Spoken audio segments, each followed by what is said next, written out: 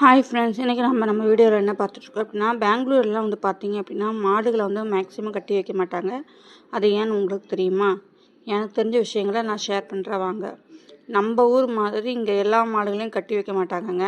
காலையில் பால் கொடுத்ததுக்கப்புறம் அவங்க நிறைய பேர் வந்து அதை சுதந்திரமாக மேய்ச்சலுக்கு விட்டுருவாங்க. இதனால் அவங்களுக்கு என்ன யூஸ் அப்படின்னு பார்த்தீங்கன்னா, செலவு வந்து கம்மியாகும். அது மட்டும் இல்லைங்க, இன்னொரு முக்கியமான விஷயம் நீங்கள் பார்த்துருக்கீங்கன்னு தெரில.